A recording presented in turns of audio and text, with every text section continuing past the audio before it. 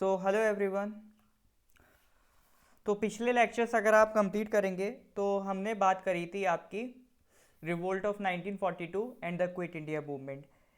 और इसके के आगे की कहानी एक पैरेलल में एक और इवेंट चल रहा है इंडियन नेशनल आर्मी का, वो आज हमें डिस्कस करना था।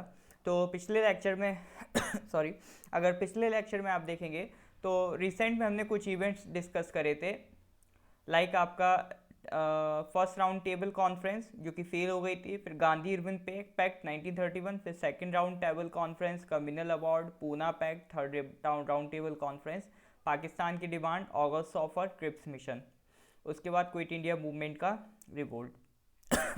सॉरी। तो यहाँ तक हम कुछ आपका डिस्कस करके आ चुके थे। यहाँ से एक और स्टेप आगे हमें बढ़ना था, जहाँ पर गांधी जी की फ़िलासफ़ी चल रही थी नॉन वायलेंस की, जहाँ पर वो कह रहे थे कि प्रोटेस्ट करेंगे, किसी भी तरह का हम वेपन नहीं उठाएंगे against the Britishers. But after a long time in 1942, जब गांधी जी को लग गया था कि इंडिया के लोग फुली प्रिपेयर्ड हैं, अब आज़ादी लेने के लिए फुली तैयार हैं और फुली मोटिवेटेड हैं, तब उन्होंने एक नया तरीका अपनाया जो कि पिछले तरीक़ों से अलग था। पहले उनका जो सारा तरीका रहता था, जैसे आप नॉन कॉपरेशन मूवमेंट ले लीजिए, सत्याग्रह ले लीजिए, सिविल डिसोबीडियंस मूवमेंट ले लीजिए, ये सब कहीं ना कहीं बॉयकॉट से रिलेटेड थे। तो इसमें कोई बहुत एक्टिव कदम नहीं उठाया जा रहा था, हालांकि यही कदम अपने आप में बहुत ज़्यादा भारी पड़ जाते थे ब्रिटिशर्स को। तो अब जो स्टेप वो उठाने जा रहे थे वो था आपका डू और डाई। क्विट इंडिया मूवमेंट में उनका सीधा स्लोगन था डू और डाई, करो या मरो। अब इस स्लोगन को जो जैसे लेना चाहे उस इंटरप्रिटेशन में ले सकता था। किसी को लगता था कि ठीक है, हम नॉन वायलेंट तरीके से प्रोटेस्ट करेंगे भले उसमें मेरी जान चली है। किसी को ये लगता था कि ब्रिटिशर्स को मारो और मरो, इस तरह से भी रिलेट करते थे। तो उन्होंने एक बहुत ही ब्रॉड सेंस में ऐसा कह दिया था डू और डाई, क्योंकि अभी तक वो नॉन वायलेंस की बात करते आए थे, तो डायरेक्टली तो नहीं कह सकते थे कि हथियार उठाओ। हालांकि कहीं ना कहीं उन्होंने एक ब्रॉड सेंस में इसीलिए कहा ताकि अब लोग खुद समझदार हैं, उन्हें खुद पता है कि वो अपने हिसाब से कैसे इस प्रॉब्लम से डील कर सकते हैं। तो 1942 में गांधी जी का स्लोगन आता है डू और die, quit India movement India में स्टार्ट होता है, ऐलान हो जाता है अंग्रेज़ों भारत छोड़ो। साथ ही साथ इधर सुभाष चंद्र बोस, जो कि जिनको जो ब्रिटिशर्स से ज़्यादातर जेल में रखना पसंद करते थे, क्योंकि वो जब भी जेल से बाहर आते थे ब्रिटिशर्स की नाक में दम करते थे। तो कई बार जब उनकी हेल्थ कंडीशंस ख़राब होती थी तो उनको ब्रिटिशर्स पैरोल पे छोड़ देते थे, उनको हाउस अरेस्ट में रखते थे। तो यही एक दौरान जब उन्हें हाउस अरेस्ट में रखा गया तो फिर वो अपने घर से फरार होके अफ़गानिस्तान के थ्रू वो चले गए रशिया। रशिया गए, फिर उधर से वो आपका जर्मनी गए, हिटलर से बात करी, वहाँ भी बात नहीं बनी। फिर वो पहुँचे थे आपका सिंगापुर, जहाँ पर जापानीज़ आर्मी से उनकी मुलाकात होती है और वो डिसाइड करते हैं कि इंडिया के जितने भी सोल्जर्स हैं। अब देखिए जापान में इंडिया के सोल्जर्स कैसे आए, तो ये कहानी ये सारा 1941 का टाइम चल रहा है। और 1941 में अगर हम बात करें तो अभी हमारा वर्ल्ड वॉर टू चल रहा है, ठीक है। और वर्ल्ड वॉर टू में एक साइड आपके कंट्रीज थी लाइक ब्रिटेन, फ्रांस, यूएसए, ठीक है, ये थे। और एक साइड आपकी कंट्रीज थी लाइक जापान, जर्मनी, और नहीं रशिया पहले साथ में थी, रशिया फिर बाद में इधर ही मिल जाएगा। जापान, जर्मनी और एक कंट्री था इटली। तो ये कंट्रीज आपके एक साथ थे। तो दो ग्रुप से हमारे पास। तो इसमें इंडिया किधर था? इंडिया तो वैसे ब्रिटेन, चूंकि इंडिया की कॉलोनी, इंडिया ब्रिटेन की कॉलोनी था, तो इंडिया के सोल्जर्स ब्रिटेन की तरफ से लड़ते थे। तो कई जगह जहाँ पर हम ब्रिटेन की तरफ से लड़ रहे हैं और जापानीज़ आर्मी से हमारा जहाँ पर टक्कर होती है, तो कई सोल्जर्स जो थे वो जापान की आर्मी उन्हें कैप्चर कर लेती थी, उन्हें कहते थे प्रिजनर ऑफ वॉर, ठीक है, पीओडब्ल्यू कहा जाता है, प्रिजनर ऑफ वॉर। तो वो होते तो इंडिया के थे, बट ब्रिटेन के बिहाफ पर वो वॉर लड़ रहे हैं, तो उनको कैप्चर किसने कर लिया? जापानीज़ आर्मी ने। तो सुभाष चंद्र बोस सिंगापुर जाते हैं और यही डिमांड करते हैं जापानीज़ आर्मी से कि आप ये सोल्जर्स हमें दे दो, ये सोल्जर्स इंडियन हैं, इनके अंदर इंडियन फीलिंग्स हैं, तो ये भी आज़ादी के लिए लड़ेंगे, हम इनको इंडियन सोल्जर बना के लड़ाएंगे बॉर्डर पे, ताकि हम इंडिया की फ्रीडम की बात कर सकें। तो जापान के लिए भी फ़ायदे की बात थी, क्योंकि जापान खुद ब्रिटेन को हराना चाहता था। तो जापान ने देखा एक कंट्री जो कि ब्रिटेन की कॉलोनी है, और अगर वहाँ से ब्रिटेन भाग जाए, अगर ब्रिटेन की कॉलोनाइजेशन ख़त्म हो जाए, तो ये तो जापान के लिए अच्छी खबर थी, क्योंकि जापान खुद ब्रिटेन को कमज़ोर करना चाहता था। तो जापान ने कहा ठीक है, आप अपने प्रिजनर ऑफ वॉर्स हमसे ले जाओ। तो सुभाष चंद्र बोस ने, जो कि सिंगापुर पहुंचते हैं, और जितने भी अपने प्रिजनर ऑफ वॉर से उनको इकट्ठा करेंगे और वहाँ पर एक आर्मी क्रिएट करेंगे। उस आर्मी का नाम होगा इंडियन नेशनल आर्मी, और इनका नारा होगा चलो दिल्ली। ये कहेंगे कि दिल्ली चल के हमें अपनी खुद की सरकार बनानी है, अपने खुद के लोगों की सरकार बनानी है। तो सुभाष चंद्र बोस के लिए पहले से फील्ड कौन सजा रहे थे? ये सजा रहे थे आपका रास बिहारी बोस। रास बिहारी बोस इंडिया की हिस्ट्री में one of the most violent character रहे हैं, बहुत ही खतरनाक इंसान थे। तो इवन इन्होंने एक वाइसरॉय तक को मारने की कोशिश की थी, हालांकि वाइसरॉय उसमें बच गया था, उसकी शायद वाइफ की डेथ हो गई थी। लॉर्ड हार्डिंगे वाइसरॉय था, उसको मारने की कोशिश की थी रास बिहारी बोस ने। तो उसके बाद वो वहाँ से निकल के जापान चले गए थे, इंडिया छोड़ के। फिर उन्होंने जापान वगैरह में जाके इंडिया की आज़ादी के लिए काफ़ी काम किया। तो उसके बाद रास बिहारी बोस ने उनके लिए फील्ड पूरा तैयार कर रखा था सुभाष चंद्र बोस के लिए, और जब सुभाष चंद्र बोस सिंगापुर आते हैं तो उनको उस पूरी आर्मी की लीडरशिप थमा देते हैं रास बिहारी बोस। तो कई सारी ब्रिगेड्स बनाई जाती हैं इंडियन नेशनल आर्मी में, गांधी के नाम पर, आज़ाद के नाम पर, नेहरू के नाम पर। देखिए, आइडियोलॉजिकल डिफरेंसेस की बात करें तो गांधी जी के साथ भी थे, ठीक है, नेहरू के भी साथ थे। तो despite of the ideological factors, उन सब के बीच में आपस में कॉमन रेस्पेक्ट एग्जिस्ट करती थी। तो इंडियन नेशनल आर्मी की कई फाइटिंग ब्रिगेड्स बनी, गांधी के नाम पर, आज़ाद के नाम पर, नेहरू के नाम पर। और एक विमेन रेजिमेंट भी बनाई जाती, विमेन ब्रिगेड बनाई जाती, जिसे कहते हैं रानी ऑफ झांसी ब्रिगेड, ठीक है। झांसी की रानी के नाम से ब्रिगेड बनाई जाती है, जिसमें सिर्फ और सिर्फ विमेन को पार्टिसिपेशन करवाया जा रहा है। तो आप खुद सोच सकते हैं सुभाष चंद्र बोस कितने विजनरी पर्सन होंगे उस टाइम पे, जो वो विमेन एम्पावरमेंट को भी साथ लेके चल रहे हैं। इसका हेड क्वार्टर रंगून में था और सिंगापुर में था। रंगून इज इन म्यांमार, ठीक है। तो यहाँ से ये ऑपरेट करते थे। तो उसके बाद जब ये आर्मी बनती तो ये इंडिया के बॉर्डर्स पे एंटर भी करेंगे, और एंटर करने के बाद ये करीब ये मणिपुर वाला इलाका आता है, जो हमारा मणिपुर वाला इलाका आता है, तो वहाँ पर ये लोग एंटर करेंगे। बट ब्रिटेन की फोर्सेस इन्हें यहाँ पर हरा देंगी। मणिपुर में इनके पास सप्लाईज की इशू हो जाती हैं, क्लाइमेट ठीक नहीं होता, सप्लाईज इनके पास प्रॉपर पहुंच नहीं पाती, फिर इनको सरेंडर करना पड़ता है। तो काफ़ी इंडियन नेशनल आर्मी के सोल्जर्स से जो यहाँ पर सरेंडर कर देंगे। तो जब सरेंडर कर देते हैं तो उसमें से 3 इनके जो मेन कह सकते हैं कमांडर्स थे, ठीक है, 3 कमांडर्स थे इनके इंडियन नेशनल आर्मी के। उन 3 कमांडर्स को ब्रिटेन क्या कोशिश करेगा कि इनको हम लाल किले पे फांसी देंगे। हालांकि ऑलरेडी ब्रिटेन के अगेंस्ट माहौल बन चुका था, सब परेशान थे, और अब 3 कमांडर्स जो कि इंडियन है, इंडिया के लिए लड़ रहे हैं, उनको ब्रिटेन सज़ा देना चाहता, फांसी देना चाहता है। तो अब ये चीज़ इंडिया वाले बर्दाश्त नहीं कर सकते थे। उन्होंने कहा एक भगत सिंह को तो तुम ख़त्म कर चुके, दूसरे को नहीं करने देंगे। तो अब यहाँ से इंडिया के लोग थे वो इनके पीछे पड़ जाएंगे और इन्हें ये फांसी टालनी पड़ेगी। तो जो ये ट्रायल था, ठीक है, ये बहुत फेमस इंसिडेंट है, इसे कहते हैं trial of Indian national army. तो ये ट्रायल कहा जाता है final nail in the coffin of Britain rule in India, यानी ब्रिटेन के जो इंडिया में रूल है उसमें फाइनल नेल था ये ट्रायल। इसके बाद आपका जो ब्रिटेन है और ज़्यादा वीक होता चला जाएगा, और अल्टीमेटली अब वो समझ जाएंगे कि देखो अब हमारा टाइम आ गया जाने का। तो इसीलिए जब वर्ल्ड वॉर 2 ख़त्म होता है 1945 में, तो उसके बाद 1946 में एक कैबिनेट मिशन प्लान आता है, और इस कैबिनेट मिशन प्लान को कौन लेके आएगा? इस कैबिनेट मिशन प्लान को आपके लेके आएंगे स्टैफर्ड क्रिप्स। तो ये स्टैफर्ड क्रिप्स ये कौन थे? ये वही पर्सन थे जिनको पहले भी गांधी जी भगा चुके थे, जो कि ऑगस्ट ऑफर को रिपीट करके आ गए थे। जैसे हमने कहा था क्रिप्स मिशन फेल हो गया, तो वो क्या था, वो ऑगस्ट ऑफर वाली ऑफर दोबारा लेके आ गए थे, और गांधी जी को फिर परेशान करने लगे थे कि डोमिनियन स्टेटस ले लो, आप लोग खुश हो जाओ। तो गांधी जी ने कहा अब डोमिनियन स्टेटस से काम नहीं चलेगा। तो 1946 में क्रिप्स वापस आएंगे, तो गांधी जी कहेंगे और बाबू फिर आ गए, अब क्या ऑफर लेके आए हो? तो क्रिप्स कहेंगे सरकार इस बार ऑफर बड़ी है, तो देखते हैं क्या ऑफर लेके आए। तो देखिए कैबिनेट मिशन प्लान, इसके बारे में हम चर्चा इंडियन पॉलिटी में भी करते हैं क्योंकि कॉन्स्टिट्यूएंट असेंबली की स्टार्टिंग यहीं से होती है। तो कॉन्स्टिट्यूशन की स्टार्टिंग में बहुत बड़ा रोल है कैबिनेट मिशन प्लान 1946 का। तो ये चीज़ फिर से रिपीट हो रही है, तो एक बार फिर से देख लीजिए। तो कैबिनेट मिशन प्लान 1946 में आता है, 3 मेंबर्स आपको मिलेंगे इसमें, लॉरेंस, अलेक्जेंडर, स्टैफोर्ड क्रिप्स।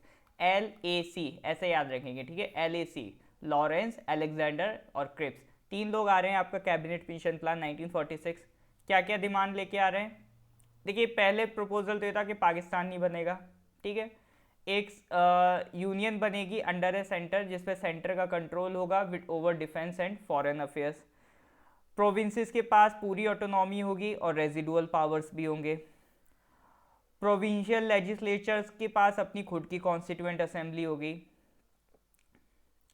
ठीक है। तो मुस्लिम लीग इसको एक्सेप्ट कर लेती है, और नहीं सॉरी, प्रोविंशियल लेजिस्लेचर की अपनी कॉन्स्टिट्यूएंट असेंबली नहीं होगी, लेकिन जो प्रोविंशियल लेजिस्लेचर्स हैं, मतलब जो प्रोविंसेस हैं, उसकी जो लेजिस्लेटिव असेंबली है वो क्या करेगी, अब कुछ मेंबर सिलेक्ट करेगी और एक कॉन्स्टिट्यूएंट असेंबली बनाएगी। काइंड ऑफ राज्यसभा वाली चीज़। राज्यसभा कैसे बनती है, जैसे स्टेट्स होते हैं, स्टेट्स अपने कुछ रिप्रेजेंटेटिव्स राज्यसभा में भेजते हैं, उसी तरह से ये यही एक सीन था कि प्रोविंशियल लेजिस्लेचर जो होगा वो लोग क्या करेंगे, अपने लोग इलेक्ट करके कहाँ भेजेंगे, एक असेंबली बनाएंगे, कॉन्स्टिट्यूएंट असेंबली। और वो कॉन्स्टिट्यूएंट असेंबली का काम क्या होगा, उस कॉन्स्टिट्यूएंट असेंबली का काम होगा कॉन्स्टिट्यूशन बनाना। तो यहाँ से जो आगे की कहानी है वो हम लोगों ने पॉलिटी में पढ़ी है, ठीक है। तो देखिए मुस्लिम लीग तो इसको एक्सेप्ट कर लेती है 1946 में, लेकिन कांग्रेस ने पार्शियली एक्सेप्ट करा था। कांग्रेस पूरी तरह से इसमें खुश नहीं थी, ठीक है। तो क्योंकि फुल फ्लेजेड पाकिस्तान नहीं, लेकिन एक ऑटोनॉमस रीजन पाकिस्तान का बनाने की बात थी, और मुस्लिम लीग तो वैसी पावर की भूखी थी, लालची थी, तो इन्हें तो जो भी थोड़ा बहुत मिल रहा था ये चाह रहे थे जितना मिल जाए ले लो, ग्रैब कर लो, ठीक है, लालची लोग थे। तो इसके बाद 1946 में क्लियर हो गया था धीरे धीरे आज़ादी हमें मिलने वाली है, तो पावर शिफ्टिंग शुरू हो चुकी थी। तो 1946 में ही आपका एक इंटरिम गवर्नमेंट बना दी जाती है। इंटरिम गवर्नमेंट में क्या होगा, आपका 2 सितंबर को बनाई जाती है, और इस इंटरिम गवर्नमेंट के हेड किसको बनाया जाता है, ये बनाया जाता है जवाहरलाल नेहरू को। तो पहले तो मुस्लिम लीग ने इसे इनिशियली ज्वाइन नहीं किया, फिर उसके बाद प्राइम मिनिस्टर एटली जो थे उन्होंने अनाउंस कर दिया, किस दिन अनाउंस करा, 25 1947 को, कि British would withdraw from India by 30 जून 1948। तो पहले तो डिसाइड किया गया था कि 30 जून 1948 तक हम इंडिया को आज़ाद कर देंगे, तो बड़ी खुशी की लहर हो गई थी। फिर इधर कॉन्स्टिट्यूएंट असेंबली बन के तैयार हो गई थी, पहला सेशन इसका 9 दिसंबर 1946 में हो गया था। तो कॉन्स्टिट्यूएंट असेंबली की बात हमने पॉलिटी में बहुत अच्छे से कर रखी है। तो 9 दिसंबर 1946 को आपकी कॉन्स्टिट्यूएंट असेंबली स्टार्ट हो जाती है, और पहले प्रेसिडेंट हमने देखा था सच्चिदानंदा सिन्हा थे 2-3 दिन के लिए, और बाद में इसके प्रॉपर प्रेसिडेंट कौन बनते, डॉक्टर राजेंद्र प्रसाद। फिर उसके बाद जब जिन्ना देख लेते हैं, जिन्ना इलेक्शंस वगैरह हार जाते हैं और जिन्ना को आइडिया लग जाता है कि ये लोग तो पाकिस्तान ऐसे नहीं देंगे, तो अब जिन्ना ने कहा ठीक है, अगर ऐसे नहीं देंगे तो वैसे देंगे, यानी वायलेंस करके देना पड़ेगा। तो जिन्ना एक वायलेंस को प्रमोट करते हैं, और जिन्ना का एक डायरेक्ट एक्शन रेजोल्यूशन आता है 16 अगस्त 1946 को, जिसमें वो कहते हैं अपने घर से बाहर निकलो और क्या कहते हैं, प्रोटेस्ट करो। तो वो प्रोटेस्ट लोग राइट्स के तौर पे करते हैं, काफ़ी कम्युनल राइट्स होते हैं पूरी तरह से, इंडिया में हर जगह आग की आग लग जाती है। और 27 मार्च 1947 इस दिन को जिन्ना सेलिब्रेट करते हैं एज ए पाकिस्तान डे। तो ये भी दिन इंपॉर्टेंट है, पूछ सकता है जिन्ना ने पाकिस्तान डे कब सेलिब्रेट किया था। तो कहीं ना कहीं डायरेक्ट एक्शन रेजोल्यूशन आपका चल रहा है, जिन्ना ने कहीं ना कहीं लोगों को भड़काने के लिए उनको उकसाया कि बाहर निकलो, अपनी आज़ादी के लिए लड़ो, इस तरह से। तो वो चीज़ें कहीं ना कहीं कम्युनल क्लैश में बन गई, क्योंकि इधर से आपका मुस्लिम लीग था, इधर से हिंदू महासभा था, तो दोनों एक तरफ से काफ़ी एक कम्युनल क्लैश देखने को मिल रहा था। फिर इधर आपका माउंट बैटन प्लान आता है, ठीक है। माउंट बैटन प्लान आपका बनेगा 3 जून 1947 को। तो माउंट बैटन प्लान में क्या होता है, अब आपका इंडिया को आज़ादी मिलनी है, तो आज़ादी देने के लिए आपके एक नए वॉइस रॉय आएंगे, और उनका नाम था लॉर्ड माउंट बैटन, ठीक है। तो 1947 में जब देख रहे हैं कंट्री के हालात अच्छे नहीं है, हर जगह आगजनी हो चुकी है, तो ये डिसाइड किया गया कि जो भी फैसला लेना है जल्दी लेना है। तो फाइनली अनफॉर्चुनेटली हमें डिसाइड करना पड़ा कि इंडिया के 2 टुकड़े करने पड़ेंगे, एक बनेगा इंडिया, एक बनेगा पाकिस्तान। पाकिस्तान के लिए एक सेपरेट कॉन्स्टिट्यूएंट असेंबली होगी जो अपना कॉन्स्टिट्यूशन खुद बनाएगी, और प्रिंसली स्टेट्स वो फ्री होंगे कि जिसको ज्वाइन करना चाहें ज्वाइन करें, इंडिया को ज्वाइन करना चाहें इंडिया को ज्वाइन करें, पाकिस्तान को ज्वाइन करना चाहें पाकिस्तान को ज्वाइन करें, या फिर वो चाहे तो इंडिपेंडेंट रह भी सकते हैं। ये एक बहुत बड़ा खेल था जो ब्रिटेन हमारे साथ खेल के चले गए थे, जो प्रिंसली स्टेट्स को वो मौका दे के चले गए थे, वो जिसके साथ रहना चाहे उसके साथ रहें। तो यहाँ से फिर हमारे iron man of India Sardar Vallabh भाई पटेल पूरा एफर्ट मारेंगे। तो इंडिया के अंदर, इंडिया वाले रीजन में करीब 552 प्रिंसली स्टेट्स थे, तो उसमें से 549 को हमने अपने पास जोड़ लिया। 3 रह गए थे, कौन कौन रह गए थे? जूनागढ़ रह गया था, एक हैदराबाद रह गया था, एक कश्मीर रह गया था। तो इन तीनों को भी हमने धीरे धीरे ऐड करा। जूनागढ़ को कैसे ऐड करा? जूनागढ़ को ऐड करा बाय यूजिंग रेफरेंडम। हमने वोटिंग करवाई तो 99.9% लोगों ने कहा कि नहीं हमें इंडिया के साथ जाना है, तो जूनागढ़ हमारे हिस्से में आ गया। हैदराबाद में हमने आर्मी भेजी, कंट्रोल कर लिया। कश्मीर में, कश्मीर के जो राजा थे उस पर कश्मीर पे अटैक हो गया था पाकिस्तान का, तो कश्मीर के जो राजा हरी सिंह थे वो इंडिया के पास भाग के आए, हमें बचा लो। तो हमने कहा ठीक है, तभी बचाएंगे जब आप हमारे पास हमसे मिल जाओगे, तभी तो हम बचाने की पावर रख सकते हैं। तो उन्होंने कहा ठीक है, तो वो एक इंस्ट्रूमेंट ऑफ एक्सेशन साइन करते हैं और इंडिया के साथ मिल जाते हैं। तो ये 3 चीज़ यूज़ करके हमने इन 3 स्टेट्स को भी इंडिया में मिला लिया। तो 500 से ऊपर की constituencies princely states Sardar Patel ने किसके साथ जोड़ दी? इंडिया के साथ जोड़ दी। तो ये उनका बहुत बड़ा रोल माना जाता है, इसलिए हम उन्हें आयरन मैन ऑफ इंडिया कहते हैं। और फादर ऑफ इंटीग्रिटी भी अगर कहें तो गलत नहीं है। इंडिया में अगर इंटीग्रिटी की बात होगी तो Sardar Patel will be on the top. ठीक है, तो इसके बाद आपकी कॉन्स्टिट्यूएंट असेंबली बन जा मतलब मेन पॉइंट्स क्या थे माउंटबेटन प्लान के?